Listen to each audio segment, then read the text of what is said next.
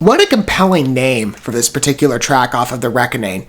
All I See Is Darkness, so strong. And I remember when, Icon for Hire was advertising the album earlier, previous to today, being September 30th and the debut of The Reckoning in full. I remember seeing a post on Instagram where Ariel, or whoever posted the track, I'm assuming it was Ariel, mentioned that this was the one that she was most excited for fans to listen to.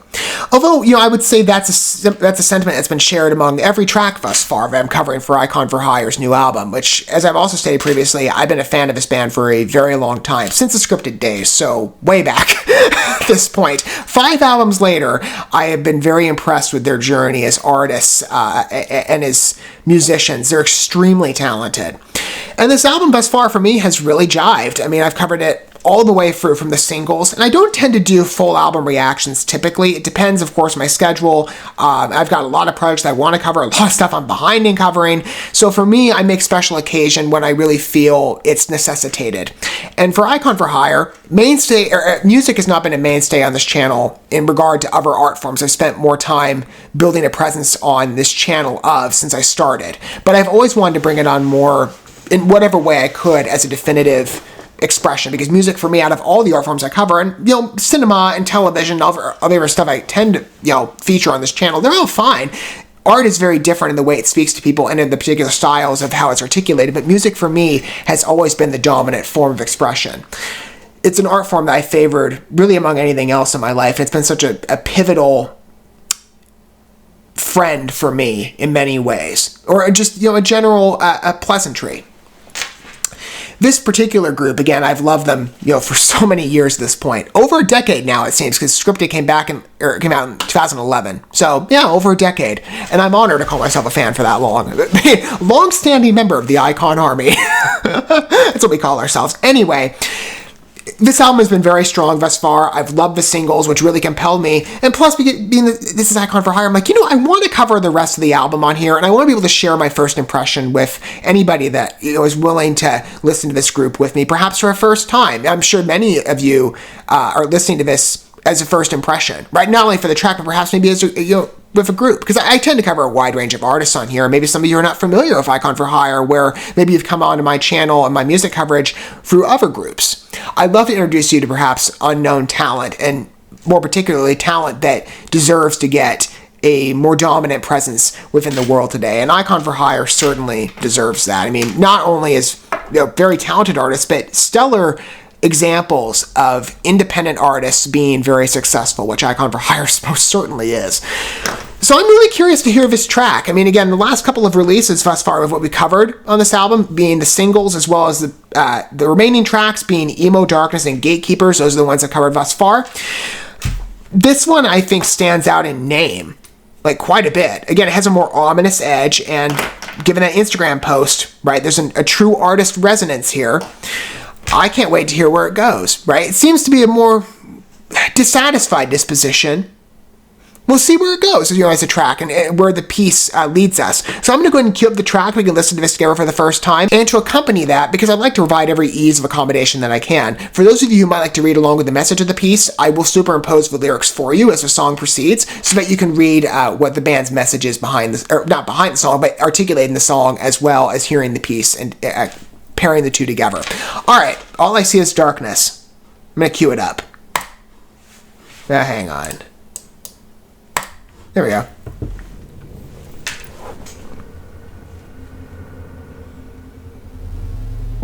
You flipped a switch. Darker opening. Lips, watch it all unravel.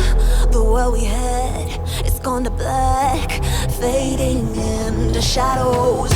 You're all I got, but now I'm nice beat. In your cross. It was subtle in the beginning, but now you can hear it more dominant. And where there's smoke, there must be a liar.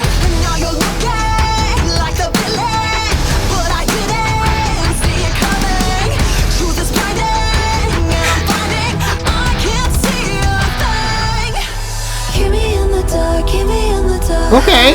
Searching every night, trying to Next mixture of sound. Interesting pacing. all I see is darkness.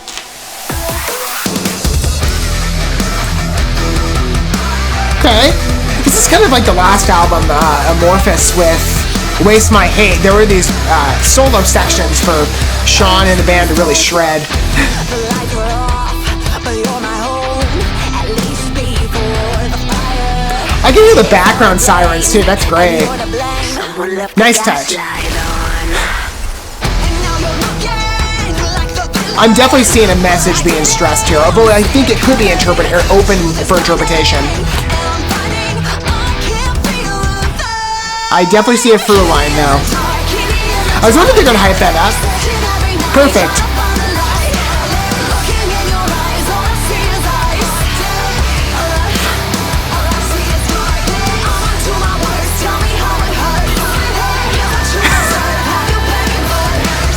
I can see why Oreo said this was the favorite track. Or one of them.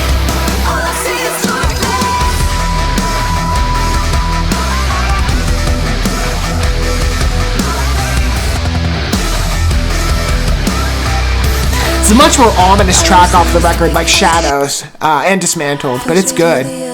So I push you over it. What did you expect when you taught me how to live? Watching as you fall, wonder if I'm coming unglued.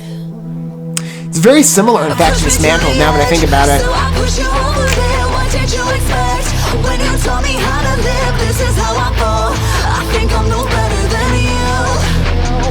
I'm no better than you. I'm no better than you. It's an interesting perspective. It's good, though. Real strength to it. Very empowering work.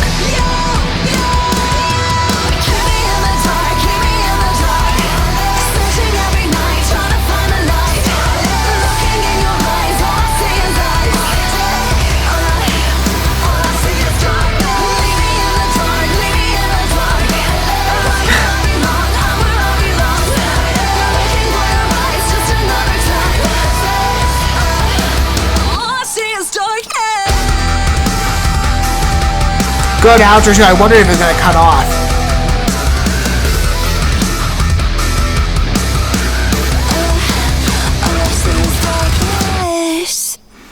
That's good.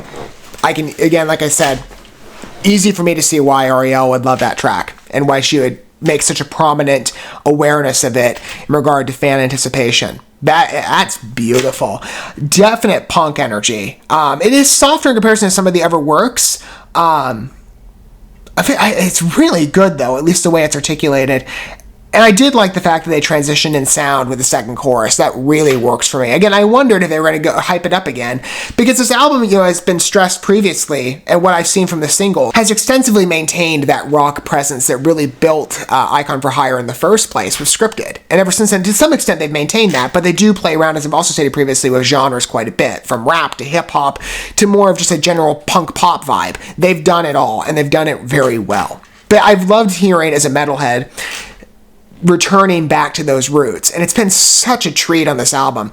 This is a good mixture. Again, it's a bit softer, much more ominous tone, though. I love that. It really worked for me as a piece. Beautiful energy to the track, very empowering sound, although again the darker presence mirrors the lyrics very well. It's an ominous release, and it gels beautifully, even with some of the other tracks on the work, or the completed work of The Reckoning. For example, Dismantled. Real through line here. And although I don't think there's necessarily, I could easily see someone making an argument. Even I can sort of conjure up ideas for what someone would say with this piece of, this is the definitive image of what the band was trying to communicate in regard to who you is. Versus I, right? The you versus I balance. I would say fundamentally, what at least is jiving with me, is a toxic relationship. To whatever extent you might identify that. It might be romantic, it might be familial, it might be just a general acquaintance, or a workplace thing. Again, everybody comes across perhaps people that are not in the best harmony with them, right? Or in some way might be detrimental. I could easily see that being the type of appeal, even if perhaps the artist had a definitive focal figure in mind for who you would represent and the inspiration behind the piece. I think any listener could sort of take that approach and apply it in their own lives and say, well, there's this figure or that figure, or just the general energy that they could see a resonance of how it best applies to them. I mean, I certainly do.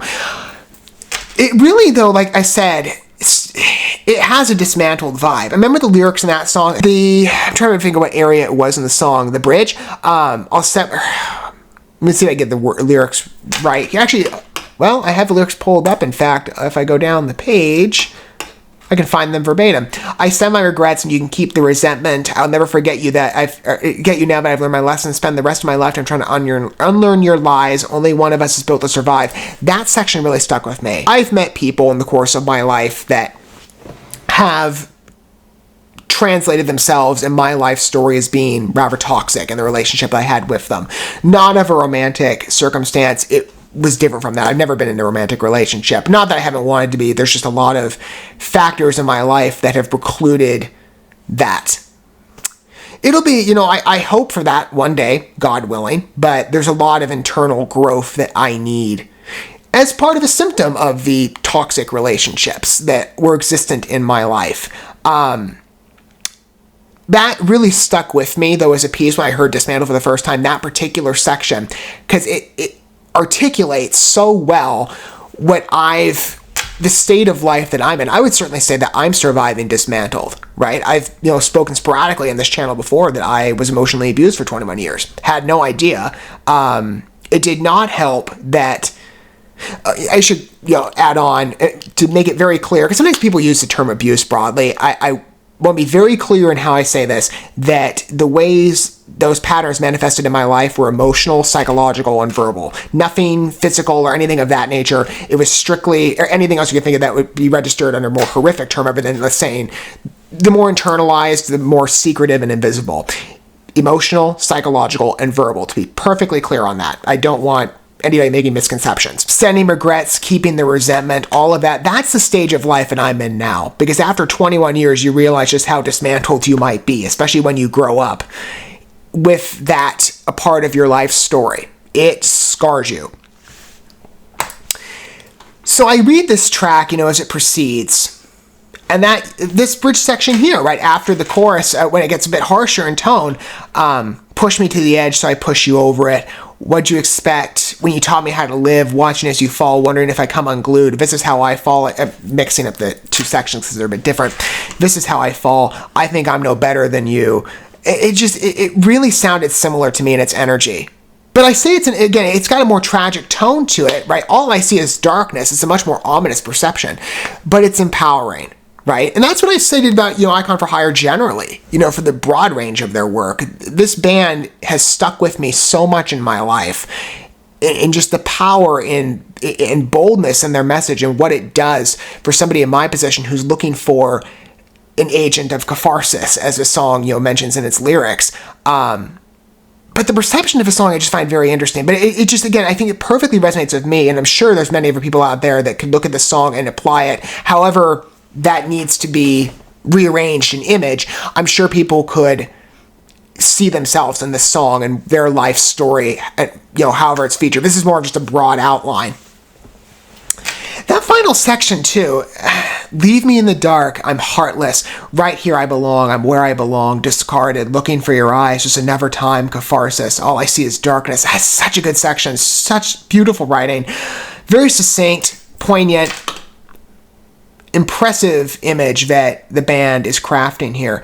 I really think, again, that in part of this, the intention is to write about a more toxic relationship. I mean, there are specific terms, maybe even abusive, I don't know, right? I'm just going on hypothetical here, but I read key terms, just the idea of the manipulation of perception, someone being veiled to truth, manipulation. I mean, you read that chorus and there's clear lines of like coercion of perception, manipulation of the world around you, that you can't necessarily see light. All I see is darkness. Look me in the eyes like I'm dead inside. It's just...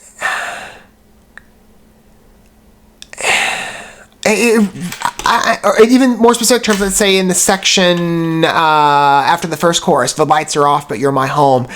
At least before the fire, it's all in flames and you're to blame. Someone left the gaslight on. Gaslight, particular term in regard to abusive relationships, oftentimes is a term that is cited, if you've never heard it before.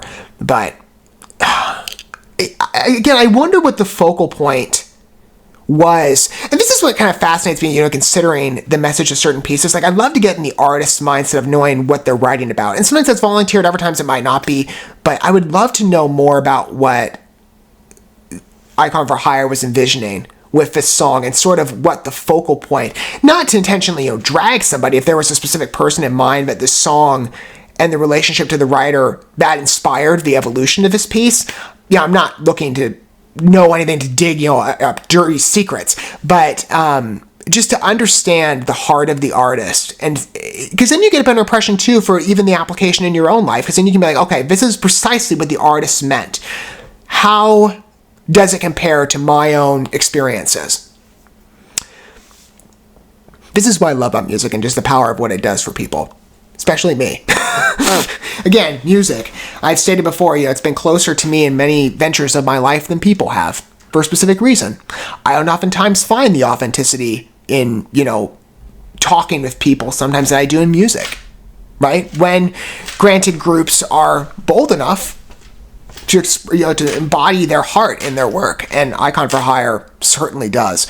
Strong release. Again, I 100% understand why Ariel was really excited about this track in particular debuting. Makes total sense. One of my favorites on the record thus far. What are your guys' thoughts of that track? I mean, I'd love to hear as well the angle you come from, whether you're a longtime listener or you're a newbie. If this happens to be a first introduction to Icon for Hire, I would highly recommend going back and listening to some of their original works. They've got so many pieces that are very strong and songs that have stuck with me throughout the course of my life. I love this group so much. Deep reverence for them. But I'd love to hear what your thoughts are on the track and maybe where you see it in the album, and maybe, how do you interpret the message? I'd love to gauge that, if anybody felt inclined to perhaps humor thinking deeply on the message and applying it. And, if you felt so compelled, maybe sharing it, not, to just be like, oh, information you're disclosing, but just so I could perhaps, again, like I've said with the artists, I'd love to understand how music applies to people, the interpersonal side, especially with music that is cathartic like this. If it brings about an understanding or a deeper analysis, and one that is more helpful in self-assessment, maybe even for you, right? I'd love to hear what your interpretation is of this piece. If, again, you feel so inclined to perhaps contribute down below, I'd love to hear your point of view on it. It's a fascinating work. Again, I'm going to continue covering the rest of The Reckoning. 3 tracks remaining. Those will all be in subsequent videos, and they're, like this one, all on their own. But it's a strong piece. Again, definitive favorite of the album for me thus far. It's going to be an easy repeat listen. Love it. A very strong piece. We'll see where it ranks in the end, but when I consider the other 3 works I haven't heard yet, but all I see is darkness. Beautiful. Thank you so much for watching this video. Before you bounce, feel free to drop a like and comment, subscribe to this channel with a ding on the bell, and share this video with your friends. And consider checking out the description here. There you'll find links to my other channels, as well as addresses to my other social media accounts and ways you can help support my work if you feel so inclined. May God bless you, and looking forward to when our paths cross again.